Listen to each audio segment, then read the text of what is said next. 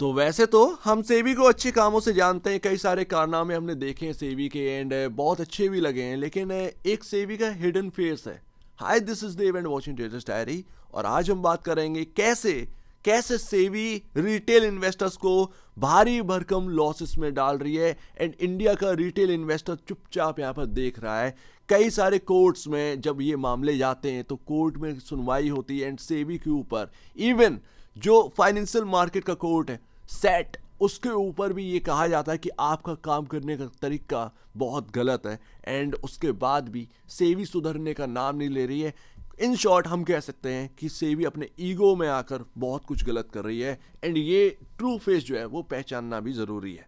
तो वैसे तो सेबी को अच्छे कामों के लिए बनाया गया था। अप्रैल 12 1988 नॉन स्टैट्यूटरी बॉडी के तहत यहाँ पर सेबी को लाया गया था एंड सेबी एक्ट इंडिया के अंदर आता है 1992 में। सेबी को नॉन स्टैट्यूटरी बॉडी के से हटाकर स्टैट्यूटरी बॉडी यहाँ पर जो है बनाया जाता है एंड फाइनेंशियल मार्केट का एक रेगुलेटर हमारे सामने देखने को मिलता है। एंड रिटेल इन्वेस्टर को समझना चाहिए सेबी के जो प्राइमरी फंक्शंस है उनको protecting the interest of investor in securities market, promoting the development of the security market, regulating the security market, ensuring fair trading practices in security market।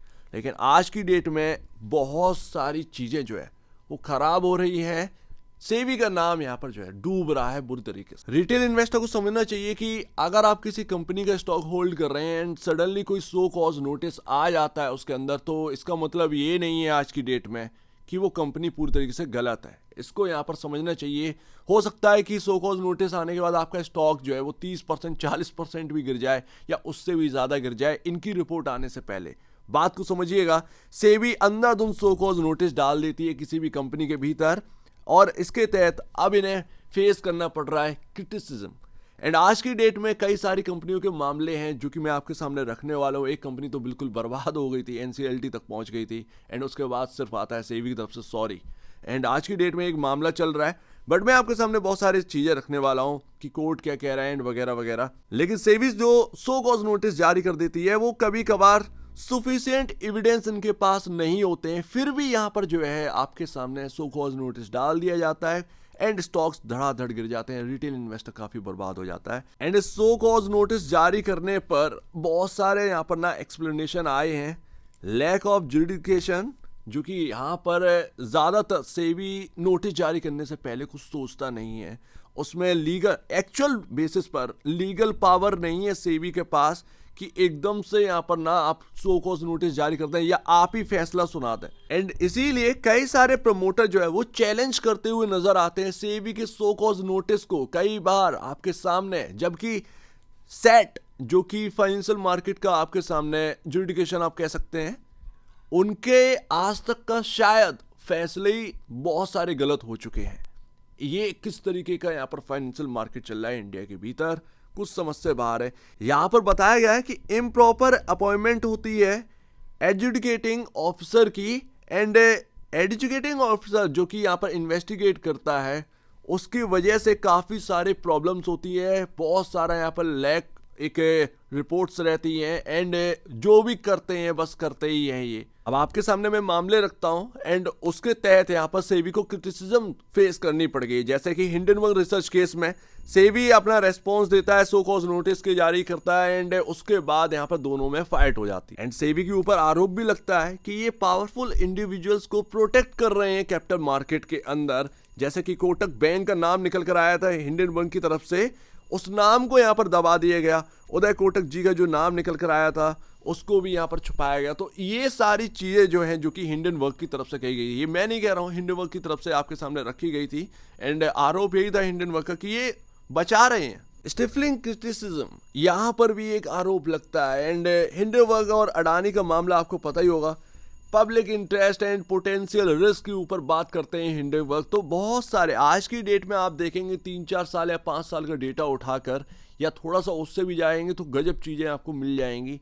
ये 5-7 साल का डेटा आपको बताया कि सेबी का जो काम करने का तरीका है वो आज की डेट में पब्लिक इंटरेस्ट के तहत नहीं आ रहा है। एंड आपके सामने एग्जाम्पल्स हैं। सेबी यहाँ पर अडानी ग्रुप के तहत यहाँ पर जो है ना सो कॉज नोटिस जारी करता है। जील यानी कि जी एंटरटेनमेंट, उसमें यहाँ पर ना टॉप मैनेजमेंट के ऊपर सो कॉज नोटिस जारी करता है, पेटीएम के सीईओ के ऊपर सो कॉज नोटिस जारी करता है, या पेटीएम कंपनी के ऊपर ईसॉप्स वगैरह के ऊपर इनमें गड़बड़ी पाएगी वगैरह वगैरह। उसके बाद निकला क्या? कुछ नहीं, नथिंग। स्टॉक गिर गया था। लेकिन रेलिगेयर चेयर यहाँ पर रश्मि सलूजा, इनके ऊपर भी इनसाइडर ट्रेडिंग के लिए सो कॉज नोटिस जारी किया गया एंड इनको क्रिटिसिज्म फेस करनी पड़ी। ये तो आपके सामने बड़े नाम है, छोटे नाम को तो गिना ही नहीं जाता। अब मैं आपके सामने बात करता हूं 2018 का मामला पीसी ज्वेलर का, जो कि काफी यहाँ पर ना दबाया गया कहीं ना कहीं एंड यहाँ पर ना कुछ छानबीन भी नहीं हुई है कि सेबी ने ऐसा किया क्यों है।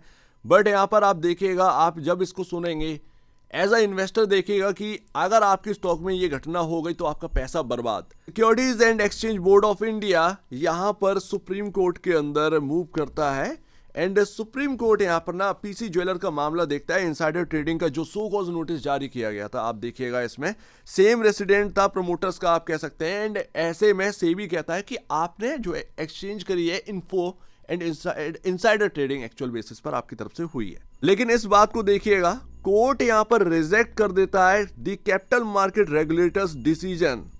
ये एक सबसे बड़ी बात है। जब मुंबई कोर्ट यहां पर जो है फैसला लेती है, तो जो सेबी और सेट यहां पर डिसीजन लेकर आते हैं पीसी ज्वेलर के ऊपर, डिसीजन यहां पर फेल हो जाता।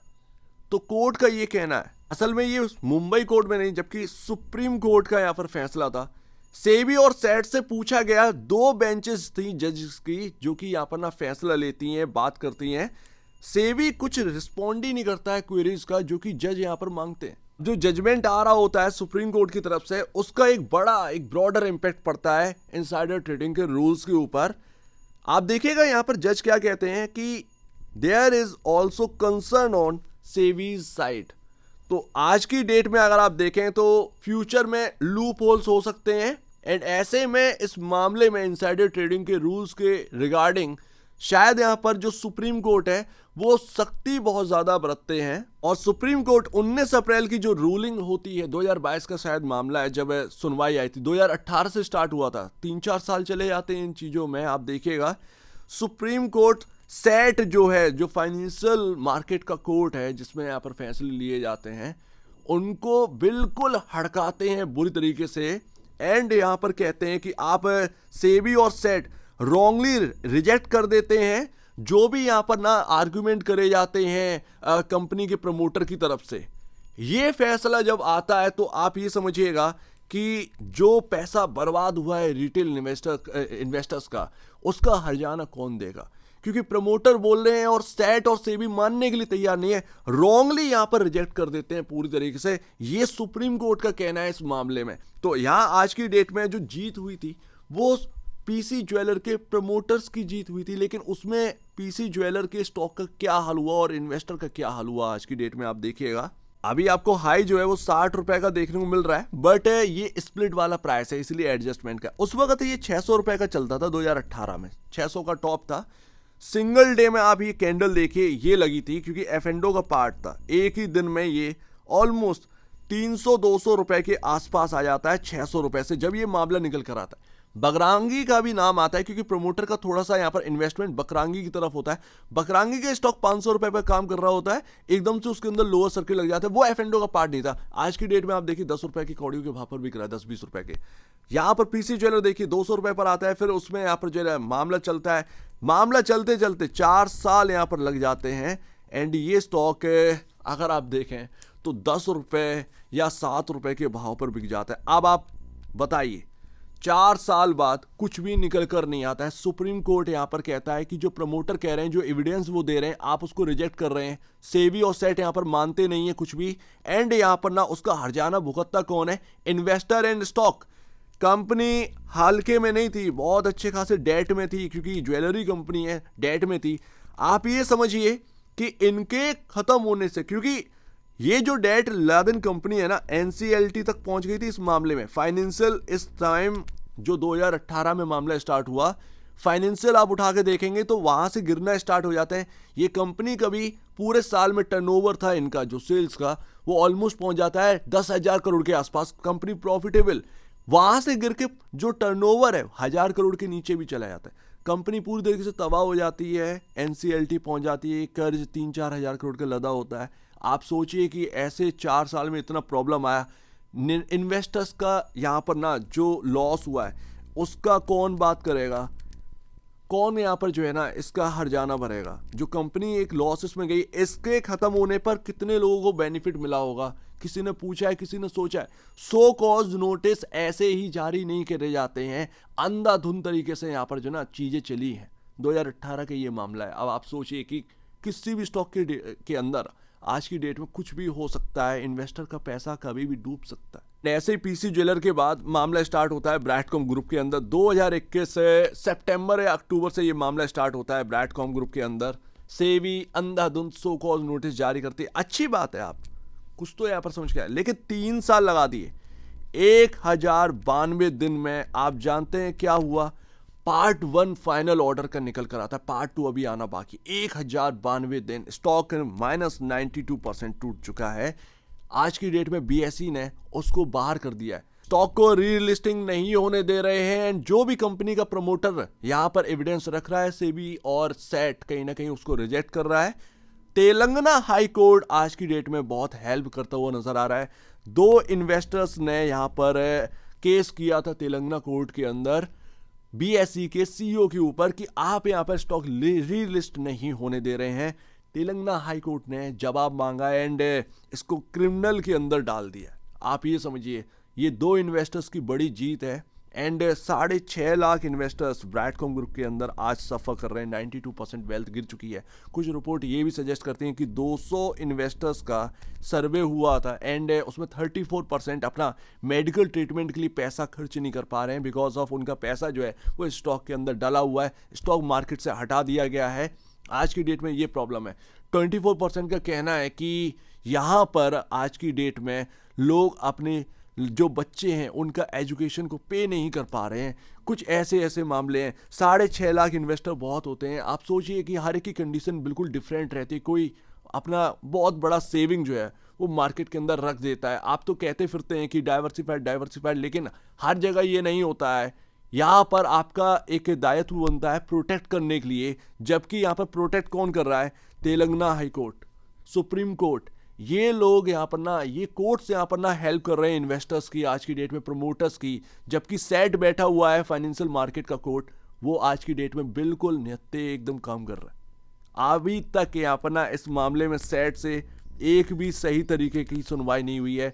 डेट्स पर डेट आ रही हैं, बस और कुछ नहीं है। ये तो तेलंगाना हाई कोर्ट है जिसने यहाँ पर प्रमोटर इवन जीतता हुआ नजर आया। प्रमोटर ने यहाँ पर इंटरिम रिलीफ यहाँ पर जो है ली है, क्योंकि सेबी का अब यहाँ पर ना खिंचाई होना स्टार्ट होगी बीएसई और सेबी की। इनसे जवाब मांगे जाएगा कि बताओ आकर। अब असली गेम स्टार्ट होने वाला है एंड ये रियल फेस है जो कि अभी तक होता हुआ नजर आ रहा है। एक रिटेल इन्वेस्टर बड़ा ही यहाँ पर ना सेंसिटिव होता है। बहुत सारे लोगों का यहाँ पर ना चाइल्ड मैरिज के लिए पैसा मार्केट के अंदर आता है, स्टॉक्स के अंदर इन्वेस्ट होता है, ताकि 10 साल बाद जब बच्ची की शादी हो तो यहाँ पर कुछ उससे रिटर्न मिले। लगाना गलत बात नहीं है, स्टॉक मार्केट होता ही यही चीज़ है।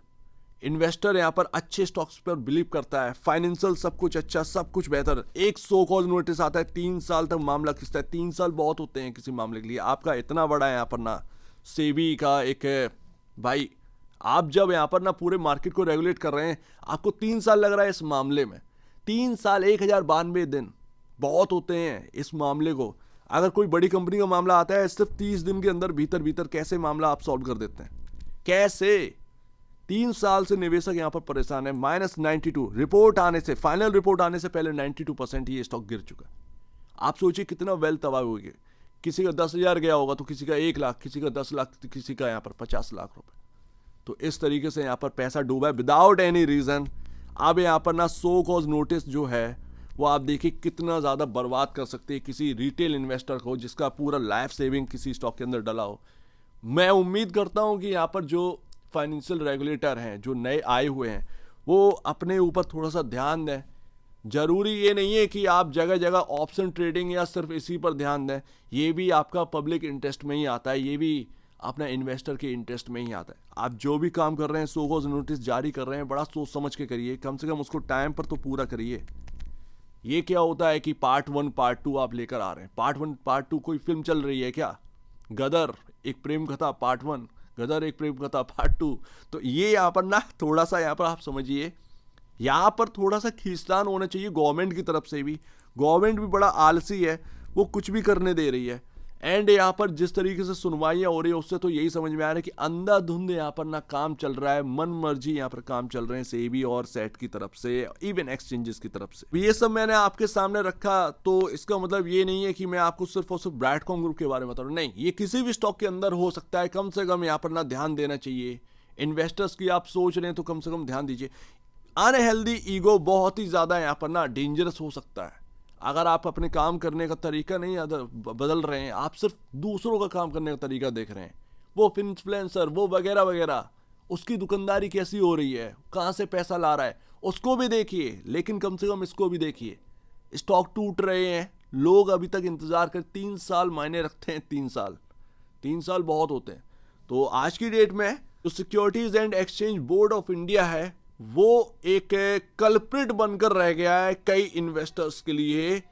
विदाउट एनी रीजन आप सो कॉल नोटिस जारी कर देते हैं। कहीं ना कहीं गवर्नमेंट को इंटरफेयर करना चाहिए इनके काम में भी, कि तुम कर कैसे रहे हो, ये क्या हो क्या रहा है, ये भी गवर्नमेंट का काम है, ये करना चाहिए। कहीं ना कहीं इंटरफेरेंस होनी चाहिए गवर्नमेंट की भी, ताकि मन मर्जी काम ना कर सके। सो उम्मीद है काफ़ी कुछ आपको समझ में आया होगा।